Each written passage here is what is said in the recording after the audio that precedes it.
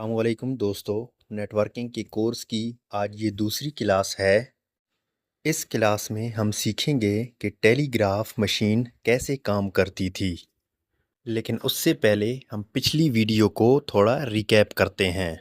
पिछली वीडियो में हमने डिस्कस किया था कि अगर पुराने ज़माने में किसी को कोई मैसेज भेजना होता तो वो एक लेटर की फॉर्म में लिखता और बज़ाते खुद घोड़े पे सवार होके एक शहर से दूसरे शहर अपनी मंजिल की तरफ जाता और उसका ये सफ़र एक शहर से दूसरे शहर तक सैकड़ों किलोमीटर पर मुश्तमिल होता था, जिसमें कई दिन या हफ्ते लग जाते और वहाँ पहुँचकर वो ख़त अपनी मंजिल तक पहुँचा देता था।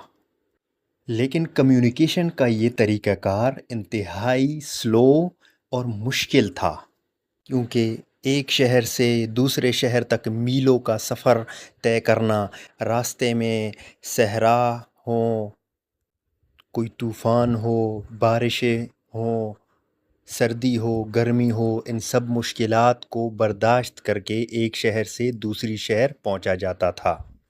या अगर रास्ते में कुछ डाकू आ जाते तो उसका सारा सामान लूट लेते थे और इस तरह वो मैसेज ज़ाया भी हो जाता था और बाज़ दफ़ा उस मैसेंजर की जान भी चली जाती थी।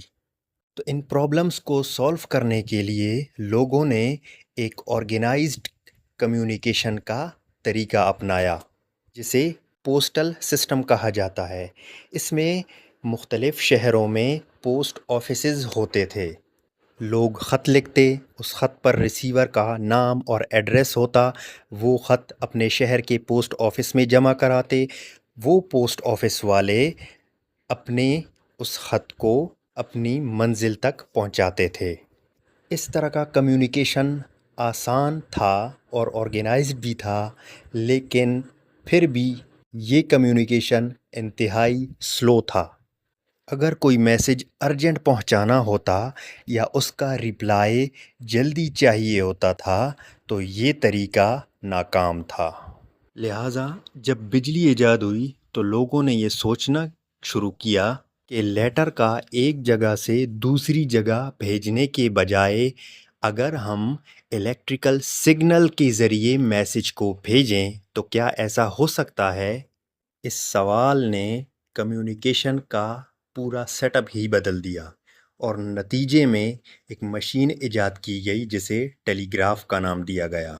दो अलग अलग शहरों में दो टेलीग्राफ की मशीन रखी जाती और उन दो मशीनों को तार के ज़रिए से आपस में जोड़ा जाता था। एक शहर में रखी मशीन के बटन को जब प्रेस किया जाता तो वायर के ज़रिए से इलेक्ट्रिकल सिग्नल दूसरे शहर की टेलीग्राफ मशीन में जाता था। तो अब आते हैं अपने असल टॉपिक की तरफ कि ये टेलीग्राफ मशीन किस तरह काम करती हैं। यहाँ पे आप देख सकते हैं मैंने एक सर्किट बनाया है जो एक टेलीग्राफ मशीन की तरह काम करता है। लेफ्ट साइड में एक बैटरी है जिसके साथ एक बटन लगाया गया है। ये सेटअप एक सिटी में होता था और राइट साइड पे एक एलईडी लगाई है। असल टेलीग्राफ मशीन में एलईडी नहीं होती थी बल्कि एक इलेक्ट्रोमैग्नेट था, लेकिन यहाँ पे हम अपनी आसानी के लिए एलईडी लगाते हैं। अब ये राइट साइड का सेटअप दूसरे सिटी में होता था। इन दोनों सिटीज़ में पड़ी हुई दोनों टेलीग्राफ मशीन को हमने वायर के साथ जोड़ दिया है। अब जैसे ही मैं बटन प्रेस करता हूँ तो वायर्स में करंट दौड़ने लगता है और एलईडी ऑन हो जाती है। ये देखें आप।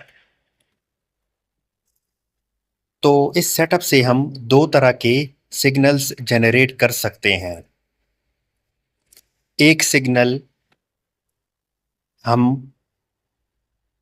बना सकते हैं अगर हम बटन को शॉर्ट प्रेस करें ऐसे, तो डॉट रिप्रेजेंट ये डॉट रिप्रेजेंट करता है।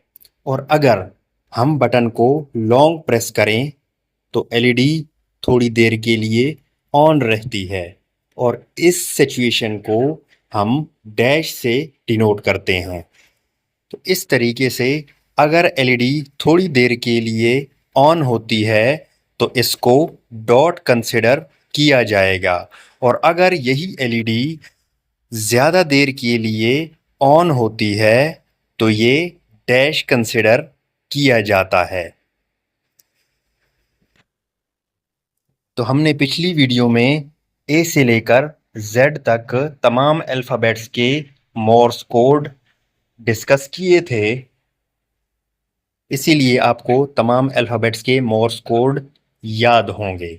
अगर मैं एक शहर से दूसरे शहर तक लेटर ए भेजना चाहूँ तो लेटर ए का मोर्स कोड होगा, तो लेटर ए का मोर्स कोड एक डॉट है और एक डैश है, तो ये रहा ए। इसी तरह अगर मैं लेटर बी भेजना चाहूँ तो लेटर बी का मोर्स कोड है एक डैश और 3 डॉट्स। इसी तरह अगर मैं लेटर एस भेजना चाहूँ तो लेटर एस का मोर्स कोड है जस्ट 3 डॉट्स। तो इस टेलीग्राफ मशीन के ज़रिए से हम कोई भी मैसेज एक सिटी से दूसरे सिटी तक चंद सेकंड्स में भेज सकते थे। टेलीग्राफ मशीन में एलईडी की जगह पे एक इलेक्ट्रोमैग्नेट लगा होता था। इलेक्ट्रोमैग्नेट सिंपली एक वायर होती है जो किसी मेटल के रॉड पे रैप की जाती है। जब इस वायर में से करंट पास होता है तो ये वायर मैग्नेट बन जाती है और मेटल को अपनी तरफ अट्रैक्ट करती है। तो टेलीग्राफ मशीन में जब इलेक्ट्रिक सिग्नल आता और इस इलेक्ट्रोमैग्नेट में इंटर होता तो ये इलेक्ट्रोमैग्नेट एक मैग्नेट की तरह बिहेव करने लगता और अपने साथ एक पिन को अट्रैक्ट करता। पिन जब इलेक्ट्रोमैग्नेट के साथ टकराती तो क्लिक की आवाज़ आती और जब इलेक्ट्रिक सिग्नल ऑफ होता तो इलेक्ट्रोमैग्नेट डीमैग्नेटाइज्ड हो जाता और वो इलेक्ट्रिक पिन अलहदा हो जाती और इस दौरान वो क्लैक की आवाज़ निकालती और इसी तरह क्लिक क्लैक की लॉन्ग और शॉर्ट ड्यूरेशन को डॉट और डैश से डिनोट किया जाता था।